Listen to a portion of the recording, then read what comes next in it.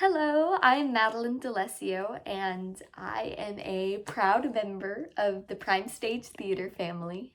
I really miss being in the audience for Prime Stage's shows, and I'm actually an actress, and a couple years ago I portrayed Anne Frank in their production of The Diary of Anne Frank. And I was so excited to play that role because when I was about 9, I read a Who Was book about Anne Frank because she was a real girl, and she was just so inspiring to me. She still is, and her story actually somewhat reminded me of the story I am going to read today, which is The Velveteen Rabbit. The Velveteen Rabbit experienced a lot of hate, similar to Anne Frank.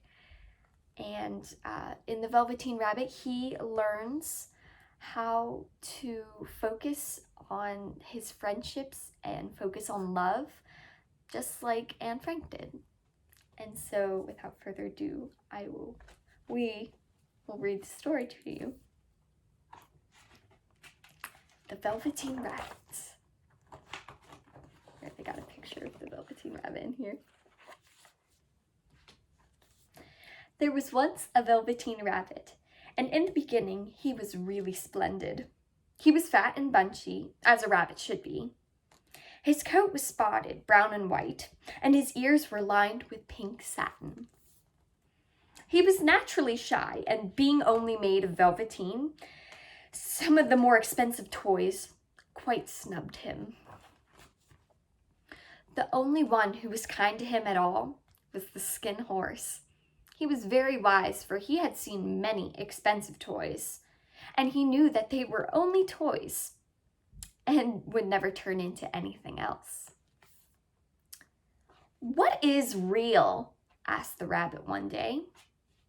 "Real isn't how you're made," said the Skin Horse.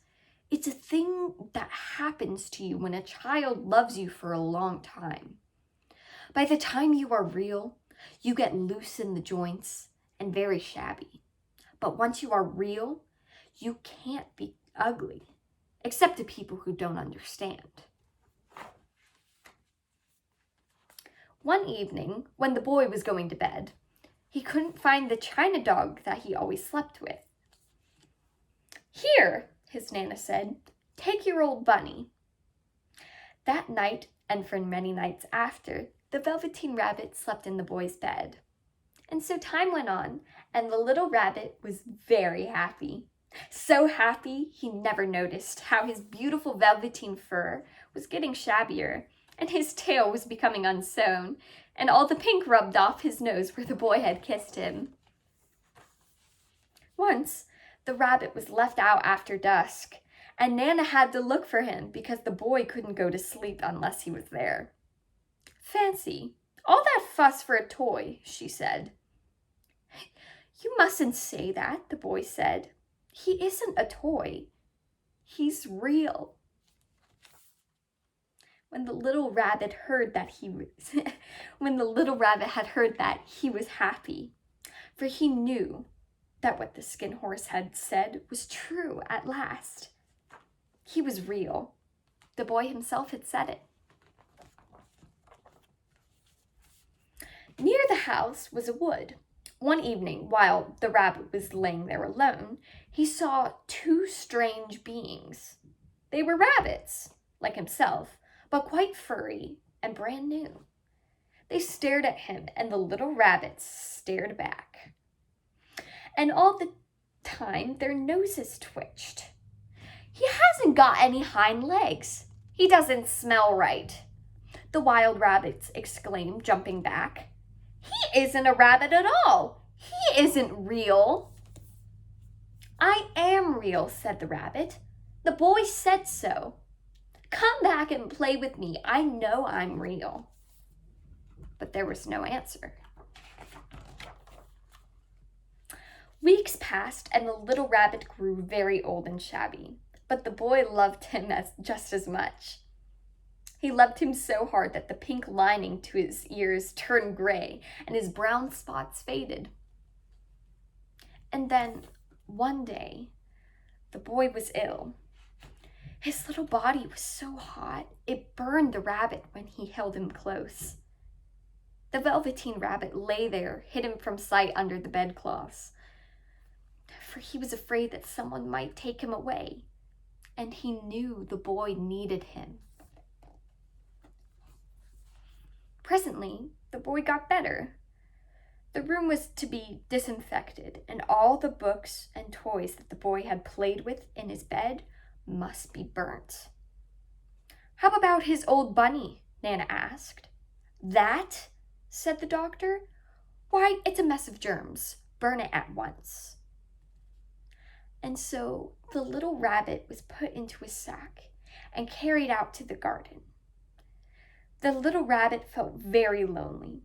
A tear, a real tear, trickled down his little shabby velvet nose and fell to the ground.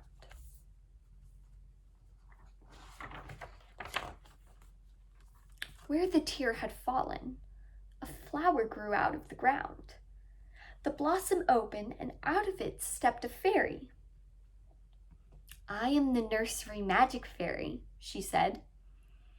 "I take care of all the playthings that the children have loved. When they are old and worn out, I turn them real." "Wasn't I real before?" asked the little rabbit. "You were real to the boy," the fairy said, "because he loved you. Now you shall be real to everyone."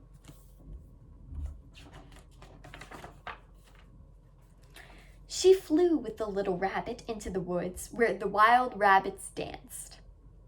"I brought you a new playfellow," the fairy said.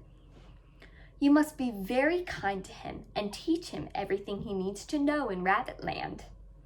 And she kissed the little rabbit again and put him down on the grass. But the little rabbit sat quite still for a moment, for he didn't want them to see that he was made in one piece. He did not know that the fairy had changed him. Just then, something tickled his nose. And before he thought what he was doing, he lifted one of his hind legs to scratch it. He actually had hind legs. Instead of dingy velveteen, he had soft, shiny fur. He was a real rabbit at last. The seasons passed, and in the spring, the boy went out to play in the woods, and he saw two rabbits. One of them had strange markings under his fur, and the boy thought to himself, "Why, he looks just like my old bunny." But he never knew it was his own bunny, come back to look at the child who helped him to become real.